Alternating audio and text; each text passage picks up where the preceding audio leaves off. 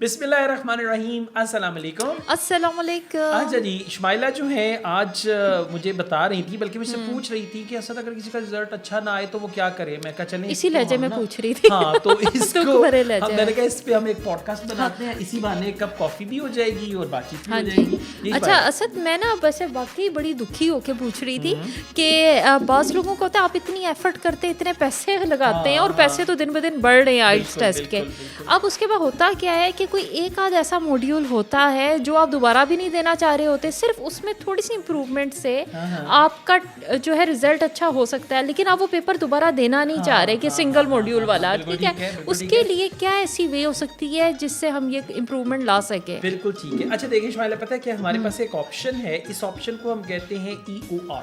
EOR। EOR का मतलब है इंक्वायरी ऑन रिजल्ट्स। Results, अच्छा अब होता क्या है, देखिए अगर तो आपका रीडिंग में अच्छा स्कोर नहीं आया तो ये तो आपके अपने करतूत हैं, सीधी हाँ, सी वो बात तो है। जैसे मैथ्स का हमारा हाँ, होता था ना, जो है हाँ, वही है। हाँ। और ठीक अगर है। आपका लिसनिंग में अच्छा स्कोर नहीं आया तो तुसी कुछ चवला मार के आए हो, सीधी हाँ, सी वो बात भी है अपना भाई। ही काम हाँ, है। मजाक अपनी जगह पे, हाँ। ठीक है, चवल चवल होती है और करतूत करतूत होती है, ठीक है।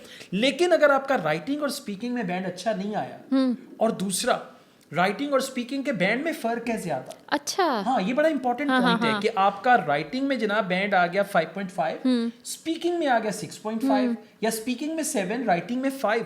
अब इसका क्या मतलब है? इसका मतलब ये है, देखिए पता है क्या होता है, इसको हम बोलते हैं कॉन्ग्रुएंसी, अच्छा। कि किसी एक बंदे की स्पीकिंग और राइटिंग ऑलमोस्ट ना, मतलब कोई आधे बैंड के फर्क पे होती है। अच्छा। देखिए अगर मैं अच्छी इंग्लिश बोलता हूँ तो इसका मतलब है कि मैं अच्छी इंग्लिश लिख भी सकता हूँ, हो सकता है मेरी कुछ स्पेलिंग मिस्टेक्स हो, तो हाफ बैंड से 1 बैंड का मार्जिन तो चलो हाँ, समझ में आता है। बिल्कुल। ठीक है कि मेरा अगर स्पीकिंग में 7 है तो मेरा राइटिंग में 6 आ जाए, 6.5 आ जाए, यहां तक तो समझ में आता है।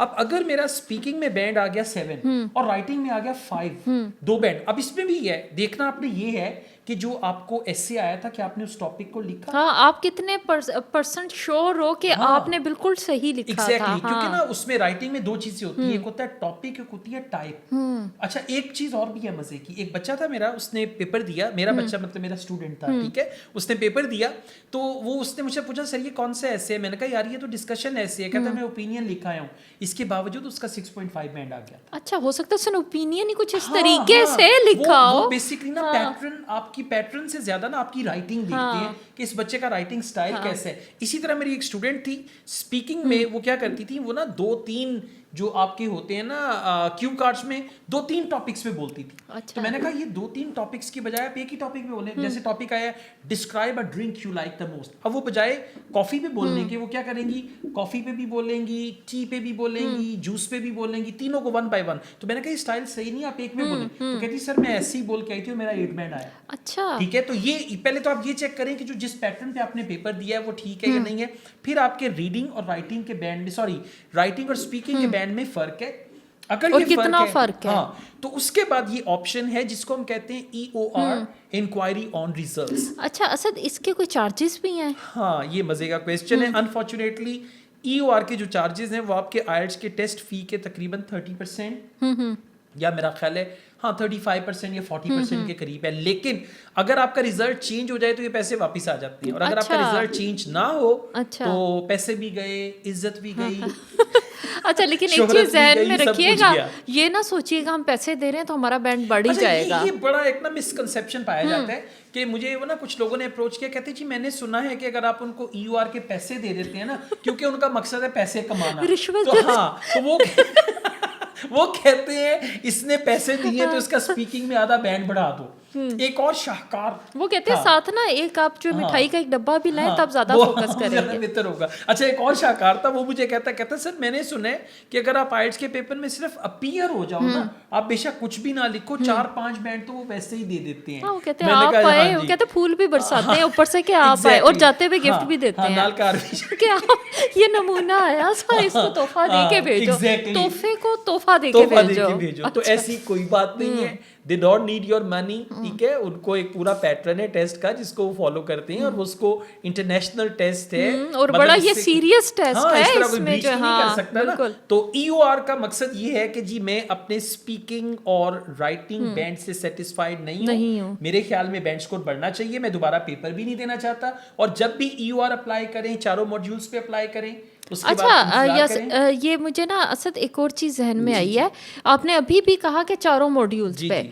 अब ये चारों मॉड्यूल्स के लिए हर मॉड्यूल के लिए अलग अलग फी देनी पड़ेगी? नहीं, देखिए पता है क्या, ये तो आपका भोलापन है ना, फी इनकी सेम है। मतलब आप एक मॉड्यूल के लिए ईओआर अप्लाई करें या आप अच्छा। 4 मॉड्यूल के लिए करें, ठीक है, तो वो फी उसकी सेम ही है, लेकिन- क्योंकि जहां से उन्होंने सिरिंज भरनी है और शीशी एक की है। मतलब वो एक ही बॉडी अच्छा है। असद, हाँ इसमें जी। चांस होता है कि आपकी लिसनिंग और रीडिंग का भी बढ़ जाए? देखिए पता है कि आमतौर पे चांस नहीं होता, लेकिन अगर बाज़ औक़ात, 0.1% बहुत भी हो बहुत कम तो? होता है, लेकिन होता नहीं है। मैं अच्छा, अगर तो सिर्फ लिसनिंग और रीडिंग को लेके आपने ईओआर अप्लाई करना है तो ना करें, ठीक है। पैसे अगर वेस्ट होंगे। पैसे वेस्ट होंगे, राइटिंग और स्पीकिंग को लेके करें तो आपके लिए बेहतर रहेगा, राइट? अच्छा गुड, ये तो चले हाँ, अच्छी आपने इन्फॉर्मेशन हमें दे दी। एग्जैक्टली, थैंक अब- यू सो मच। हाँ जी, थैंक यू। और इसके अलावा ये कि अगर आप असद याकूब की क्लासेस को ज्वाइन करना चाहते हाँ हैं जी, तो आप हमारे पास लाहौर में एग्जैक्टली 2 तरह लाइव से क्लासेस हैं। ले सकते हैं। लाहौर में इन लाइव कैंपस क्लासेस हैं, फिजिकल क्लासेस जिसको हम कहते हैं। Royal palm golf and country club, क्या खूबसूरत क्लब है,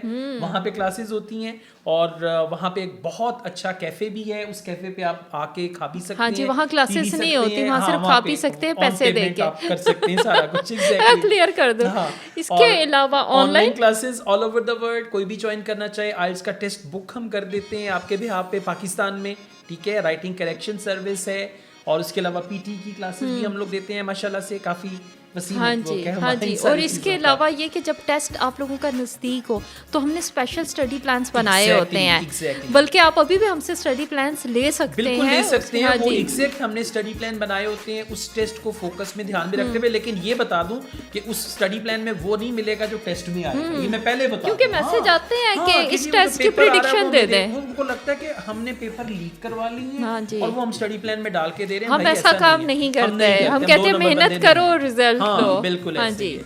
ले जी, all the best, thank you so much, take care, bye bye, cheers, खुदा हाफिज। अल्लाह हाफिज।